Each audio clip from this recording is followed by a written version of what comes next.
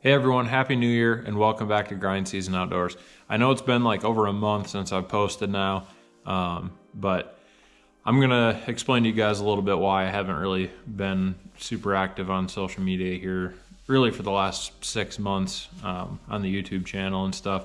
So this past year in April, my daughter Brooke was born, and best thing that's ever happened to my wife and I, and a good chunk of our family as well. I mean, she's been just an absolute blessing. I've never felt the amount of love that I have towards our daughter. As time has gone on, we've definitely noticed that she's not hitting the milestones that she should be and everything, and we've really been trying to get some answers for like the past 6 months. And here just recently, about a month ago now, we finally got the answers, and not really what we were hoping for, but I guess really not to dive into it too deep, but Brooke was diagnosed with a genetic neurological disorder that will severely affect her throughout her whole life,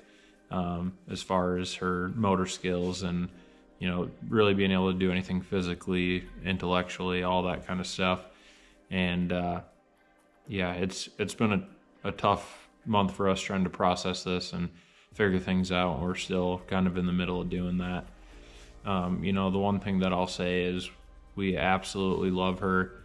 I feel like she's just perfect the way that she is, and we're super blessed to have a little baby girl like her, and we're just going to soak up every second that we have with her and enjoy that. So that's been a big part of the reason why I've just had other stuff going on. I've been more focused on my family and her than fishing or hunting or really anything else.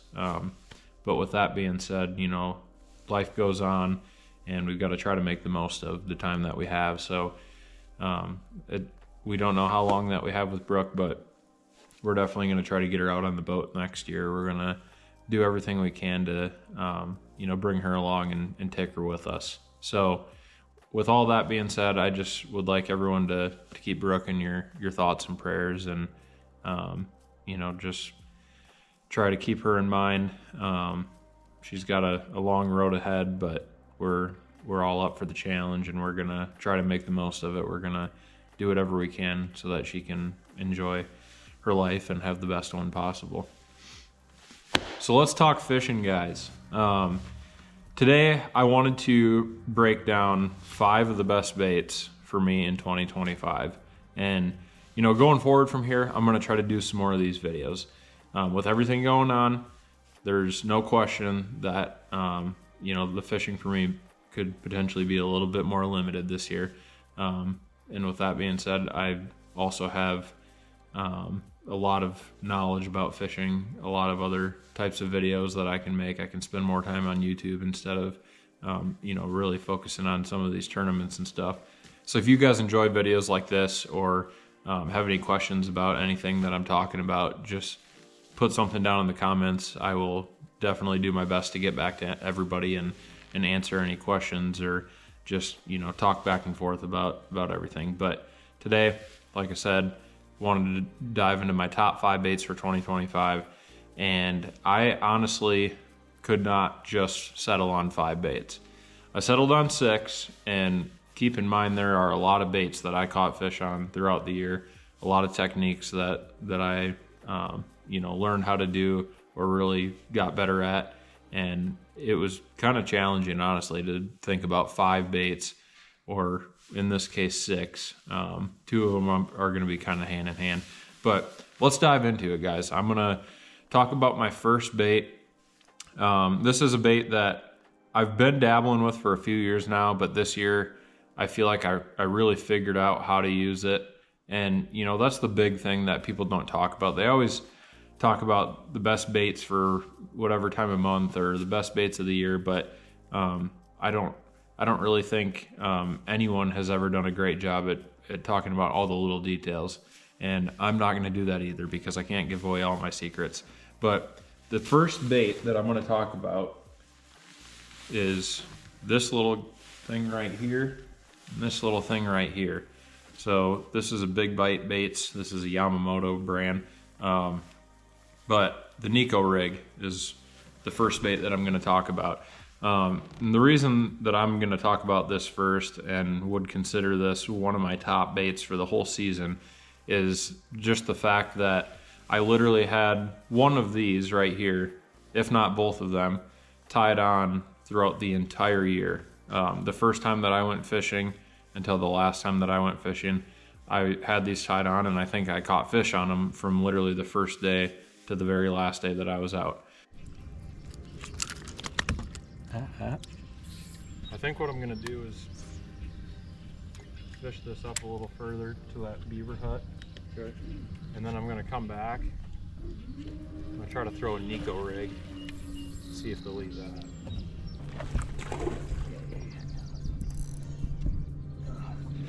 Yep, not a giant, but it's definitely gonna get rid of my 2 pounder. Sure. You know, and like I said, I've dabbled with it before, but I really locked it in my hand this year. I found the ways that I can apply it.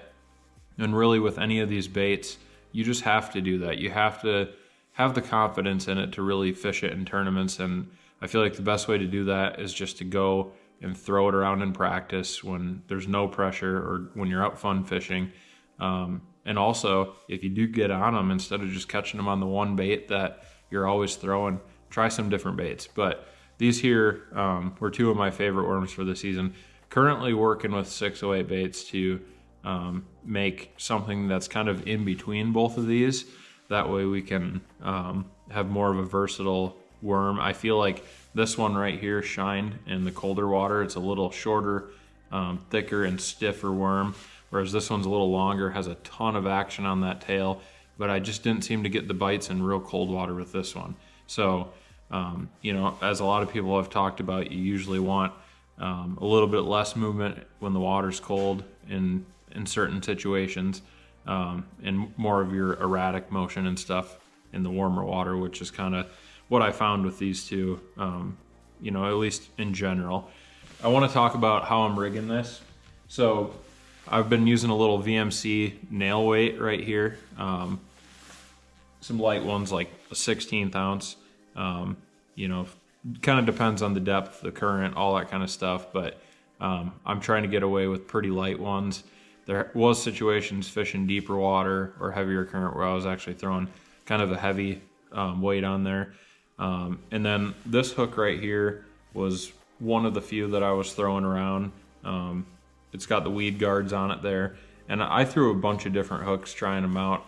I really can't say that I like any of them more than the other ones, but the ones with the weed guards on there, I threw a lot around the grass. That worked really well. And then I got my little O-rings, and I found that the most important thing with that is you get one that's small enough to where it fits tight on that worm and it's not going to be sliding around. So one thing that I wanted to point out with these worms is that they actually have little slots right here for your O-ring. So I have an O-ring right here, and that's one thing that we're going to hopefully be implementing on a Nico rig worm if we do create one of those. But you know, it's literally just a wacky rig. You're putting that that O-ring on there, you're hooking your hook through there, and I was just using a regular octopus hook like I would fishing a weightless Senko, a wacky rig Senko, but I got that nail weight in there, and you know, that's your Nico rig right there. Really simple to fish. I mean, you could literally give this to a young kid and have them throwing it around, and they will catch fish on it. I brought my wife out with me a couple times, and she was catching fish on it. So, you know, it's just such a versatile bait. It gets bit. I had tournaments where there was a ton of pressure, and I would go through an area and not get bit, go back through with the Nico rig, and I'd catch them. So yeah, it was a great bait.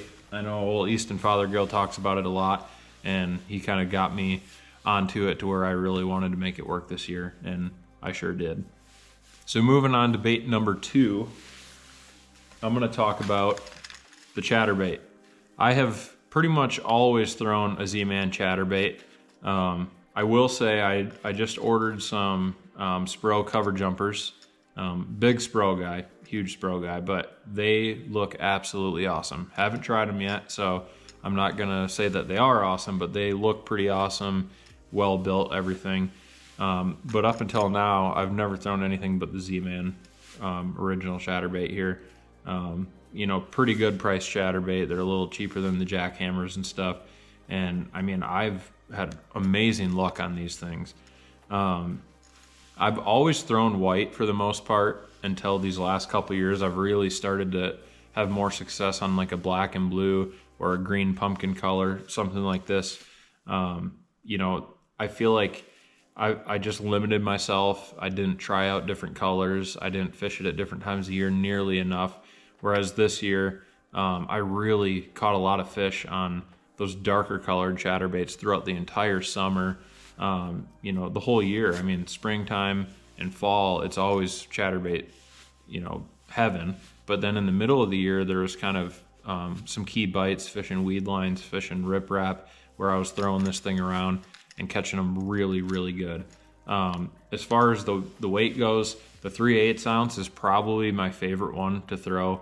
And the big thing that I've seen is when I put my trailer on here, I like to fish a trailer similar to like a menace grub. And depending on what way you put that trailer on, whether the little flappers on it are going to be vertical or horizontal, that kind of makes the biggest difference with if that bait's going to be floating up in the water column more, or if it's going to sink better. So I feel like that trailer actually dictates the floating and the sinking of the bait way more than the weight does in that instance. But that 3/8, it's just kind of the perfect size where if I want it to sink a little faster, I'll just turn that menace grub kind of sideways and fish it like that. If I want it to hover in the water a little bit more, I'll turn it flat. That way it you know, kind of floats through the water column. There was definitely times where I went a little bit heavier with them, but I would say for the most part, this 3/8 ounce, I mean, I would probably go out and buy 90% 3/8 ounce chatterbaits. And that's just for me fishing shallow on the river a lot. Obviously, depending on where you're at in the country, what you're fishing, you might have a different size, but 3/8, that's it for me. But yeah, I mean, really bladed jig, it's really nothing crazy. Everyone knows about them now. But again, it's just one of those things you have to figure out how to fish them, gain the confidence, and then find every situation that you can throw this in and get bites on it, and figure out where this is going to work better than everything else, or where you can be more efficient with this than you could be with anything else. I feel like that's one thing that I really keyed into in 2025. The other thing I'm going to mention too is a spinnerbait is something that I used to throw all the time. This year, I barely threw it. I caught some good fish down on Pickwick this spring on a spinnerbait, and then caught a couple here and there on the river. But overall, I preferred throwing the chatterbait over the spinnerbait almost 9 times out of 10. So it was a good bait for me. I caught a lot of fish on these bad boys this year, and definitely plan to throw them around next year too. So that's the first couple baits, guys. The next thing that I'm going to talk about is it was more of a seasonal thing once that water got to the right temperature, and then it kind of tapered off at the end of the season. But these are the two baits I'm going to kind of talk about together. They're both topwater baits, but right here I got the Spro E-Pop 80, and right here I got the Walking Haint 110. There's also a 125 bigger size of this, but you know, I've said it before and I'll say it over and over again. Every one of these packages you see on the top left-hand side of there, they use Gamakatsu hooks on there, and that is my favorite thing. For the longest time, I bought all these different baits. They have just a ton of different hooks on them, and especially like Rapala stuff. I mean, they've made very good baits over the years, but those hooks rust away in your tackle trays like no other. I've had very little issues. I mean, this thing right here has been in a tackle tray and been thrown and been through all the elements for almost 3 seasons now. I mean, I've had this little guy for a while and finally threw it quite a bit this fall. And there's not any rust on those hooks whatsoever. I mean, I feel like when you put these things in your tackle tray, they stay good forever. And that's the same to be said with their crankbaits, their jerkbaits, everything. And that's why I'm such a firm believer. Obviously, I have, you know, a partnership with Spro now, which is amazing because they're a company that I believe in absolutely to the fullest. But these two baits right here, both different actions, but topwater baits. I threw them a lot of the same time, but for whatever reason, if I couldn't get bit throwing this walking hait and having that big erratic walking action, I would slow it down and I would just pop and move some water with this little E-pop. And I would say like this chrome color here worked really well for these things. I really like this this skeleton color here, and also just going with a shad or baitfish color. You can't go wrong with that either. But you know, I would say once I got into the end of May, early June, if I wasn't throwing a frog or flipping a little bit here or there, I was throwing one of these baits. I bet every single day that I fished out on the Mississippi this year, between the end of May and probably about the middle of October, I was throwing these baits every single time, at least giving them a shot. And there was very few days that I did not catch fish on them. So definitely a couple baits where I've always thrown topwater baits. I've thrown so many different ones, and you catch fish on all of them. But like I said, I think now the biggest difference maker for me is just the way that these hold up, the way that these hooks stay sharp on them. I don't have to switch out all the hooks as soon as I take them out of the box. I love that. It just saves me a ton of time, and you don't have to mess around with it at all. I mean, you're getting a great bait with great hooks. You're hooking up good. They're staying good on the tackle tray. I mean, it's just like a win-win-win. But yeah, get around the fish, throw these things, and you will catch them. All right, so another bait here that was a huge player for me in 2025, and I'm not afraid to admit it, but it's gonna be the old Deadly Ned from 608 Baits. This is a color here that I worked on with them. Just this, you know, bluish, it's kind of like a smelt color with that blue in it, and then the chartreuse tail on there. And we designed this for smallmouth fishing. Mainly when they're on beds is kind of when I got keyed onto this color and this bait right here, fishing up on Mille Lacs. And then I came and applied this same bait and the same tactic to fishing on the river, fishing over at Lake Okoboji. I mean, fishing this thing everywhere. And that bait right there, that color from 608 Baits, it's a custom color that I made. It catches the heck out of them. But also, you know, just throwing your black and blue, your green pumpkin, whatever other, I mean, 608 Baits has a large variety of colors of these Ned rigs, and they're all really good colors. So yeah, I mean, this was probably one of the best baits for me. Like, you know, that May time frame is when it really shines. But this year I was catching them so good on it that I had a really hard time not having one tied on throughout most of the summertime as well. And I found a few key areas where I was catching big smallmouth on these things, and it kind of never really slowed down. It was steady all the way through the fall, and I feel like I probably still could have kept catching them on it, but you know, I was catching them good on topwater baits and frogs and throwing the bladed jig and all that. So I kind of stopped throwing it as much. But this was a bait here where I'm a firm believer if I would have had someone in the back of the boat and throwing this thing around behind me all season long, they'd be catching fish on it. And it's a proven bait. It's nothing secret whatsoever. But again, just like I said with all these other ones, just find the right time and place to throw it, gain some confidence in it.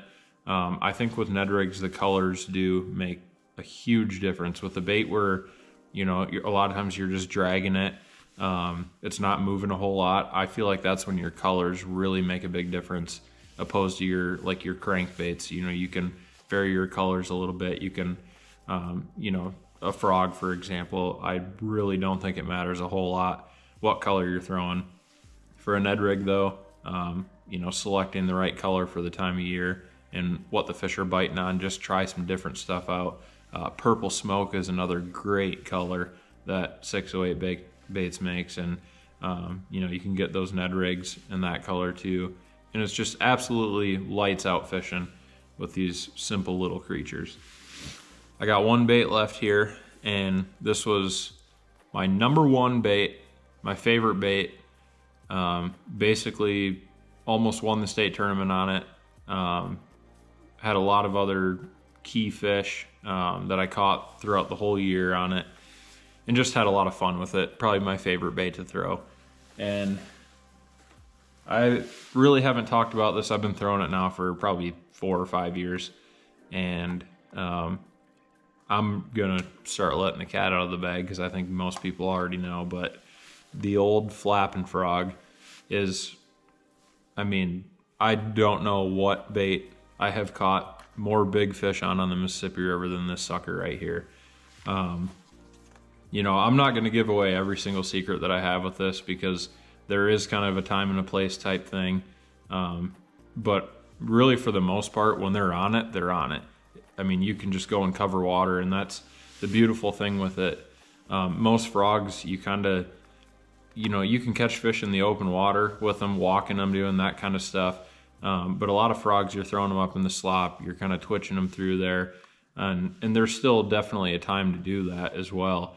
But with these flapping frogs, I mean, when there is a good topwater bite going, when they're on a frog, you can literally just cover water and burn this thing, and they eat it like nothing else. It's the most exciting way to fish. I don't care what anyone says. I love, you know, throwing a heavy rod, heavy braid, all that kind of stuff, and just watching this thing come through all the different cover that I'm throwing it around. I mean, I catch fish everywhere on it. I've caught them on wing dams with it. I've caught them on sand drops. I've caught them just, you know, parallel casting along riprap. Obviously throwing it around grass and weed lines, all that. I mean, it's even gotten to the point it's a little heavier than a bronzeye. I'll throw it right up in the duckweed and twitch it through there, or reel it if it's thinner duckweed, and really get those legs moving. I mean, there's a bazillion ways you could throw this thing. But like I said, the nice thing about it is you can just cover a ton of water with it, and the fish will let you know when they're there, because big fish hate this in a way that bass fishermen love. So that bait right there, I would say, is my number one bait for 2025. Had my best tournament of the year, doing nothing but pretty much throwing that flapping frog for 2 days straight. So I probably shouldn't talk about it as much as I do, or show it as much as I do, but you know what? At the end of the day, I'm here to share my experiences. I have way more fun sharing these videos and sharing all this stuff with everybody than I would if I just kept everything a secret and didn't talk to people and just tried to, you know, save every last thing for myself. I won't lie to you though, I got some other stuff that I'm not going to talk about here today that I'm definitely onto some things. I'm just trying to always stay one step ahead of the game, and probably don't do the best job of that compared to some people, but I put in a lot of time in the off season just you know, doing my research and watching videos and talking about this stuff with everybody. So you know, even though these here were some of the best baits for me in 2025, I would not be surprised if all of them got replaced in 2026. All right, the last thing I want to say, guys, you know, I talked about my daughter at the beginning of the video. Just keep her in your prayers. And, you know, I think the biggest thing that I want people to think about is just, you know, all the things that you take for granted. And when I was in the military, you know, there was a lot of things that I get to enjoy now that I didn't. There's just so many things that we all get to do in our life and enjoy in life that we take for granted every single day. So really just make the most of that. You know, whether you win that fishing tournament this year or not, it is not that big a deal in the grand scheme of things. You know, there's a lot of people out there that are dealing with some major problems, and I think it's important just to think about the fact that when we're fishing, it's just fishing. Obviously work hard at it, go as much as you can, because we're never promised tomorrow, but at the same time, just have fun with it. Don't take it so seriously, and, you know, don't be the guy that just shuts everyone out to keep everything a secret. Like I said, I mean, fishing is supposed to be fun. Share your experiences, you know, share the positivity, and that's what I'm going to leave you guys with. So I hope you have a great 2026. I hope everyone has success. Try some of these baits out.